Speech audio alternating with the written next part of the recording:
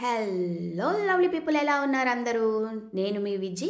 ఇవాళ నేను మీకు సూజీ రవ్వతో అప్పాలు, ఇవి చాలా ఇన్స్టెంట్ అప్పాలండి. ఒక 10-15 నిమిషాల్లో చేసేసుకోవచ్చు. చాలా చాలా చాలా చాలా టేస్టీగా ఉంటాయి. ఇవి మనం ఇన్స్టెంట్గా చేసుకునే అప్పాలు కాబట్టి టేస్ట్గా ఉండవేమో అనుకోకండి, చాలా టేస్టీగా ఉంటాయి. గబగబా వీడియోలోకి వెళ్ళిపోదాం. చకచకా చూసేయండి, టకటగా చేసేసుకోండి. మీకు కనుక నా వీడియోస్ చూసుకుంటే తప్పకుండా నా ఛానల్కి సబ్స్క్రైబ్ చేసుకోండి. ఇప్పుడు మనం ఒక కడాయి తీసుకుని దాంట్లో 2 కప్పులు నీళ్లు పోసుకుందాం. 1 కప్పు బెల్లం వేసుకుందాం. 2 కప్పులు నీళ్లు, 1 కప్పు బెల్లం. తర్వాత దీన్ని మనం బాగా మరిగితే చాలండి. ఇది మనం పాకం ఏం రానక్కర్లేదు. ఇప్పుడు దీంట్లో మనం 1 కప్పు బాంబే రవ్వ వేసుకుందాం. బాంబే రవ్వ వేసుకుని చక్కగా కలిపేసి దీన్ని మనం మూత పెట్టేసి ఒక 5 నిమిషాలైతే ఉడకనివ్వాలండి. బాంబే రవ్వ వేశాక ఇది కొంచెం దగ్గర పడుతుంది. మనం మూత పెట్టేసి ఈ బాంబే రవ్వ చక్కగా ఈ బెల్లం పాకంలో ఉడికే వరకు మనం దీన్ని అలా వదిలేద్దాం, మూత పెట్టి వదిలేద్దాం. ఇప్పుడు ఒక 5 నిమిషాల తర్వాత ఈ బాంబే రవ్వ చక్కగా ఉడికిపోయింది. చూడండి, మనం వేసిన కొలతలకి కరెక్ట్గా ఉడికిపోయింది. ఇప్పుడు ఇది ఇలా చక్కగా ఉడికిపోయాక దీంట్లో మనం ఏం చేస్తామంటే 1 స్పూన్ నెయ్యి వేసుకుందాము. నెయ్యి ఏంటంటే ఒక ఫ్లేవర్ కోసమేనండి. ఇప్పుడు ఇలా బాగా దగ్గర పడిపోయింది కదా, ఇది నేను చెప్పిన కొలతలతో వేసుకోండి, అప్పుడు చక్కగా వస్తాయి మీకు అప్పాలు. ఇప్పుడు మనం 1 స్పూన్ నెయ్యి వేసుకుని దీంట్లో ఏలకుల పొడి వేసుకుందాము. ఏలకుల పొడి ఒక ఫ్లేవర్ కోసమే. తర్వాత దీంట్లో ఒక పెద్ద చెంచా గోధుమ పిండి వేసుకున్నాం.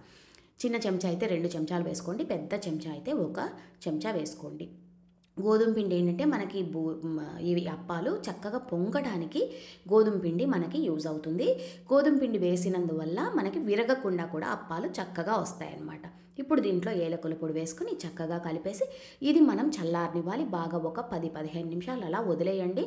వదిలేస్తే ఇది బాగా చక్కగా చల్లారిపోతుంది. చల్లారిపోయాక మనం దీన్ని చిన్న చిన్న అప్పాలుగా ఎలా తట్టుకోవాలో చూసేద్దాం.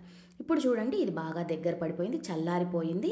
చేత్తో మనం దీన్ని బాగా ఇంకోసారి చక్కగా కలుపుకొని ఇలా చిన్న చిన్న ఉండలు తీసుకుని చేత్తో చక్కగా మనం పూరీ సైజు ఉండలు తీసుకోవాలండి. తీసుకుని వీటిని ఏం చేస్తామంటే మనం ఇలా ఒక అరిటాకులో కానీ ఒక పాలిథిన్ కవర్లో కానీ వేసి చక్కగా ఇలా చిన్న చిన్న అప్పాల్లాగా తట్టేసుకోవాలి. తట్టేసుకుని వీటిని మనం అన్ని రెడీ చేసి పెట్టేసుకున్నాక నూనె వేడి చేసుకుని, నూనె ఎప్పుడు మీడియం ఫ్లేమ్లో పెట్టుకోండి, హైలో పెట్టుకోకండి, లోలో పెట్టుకోకండి.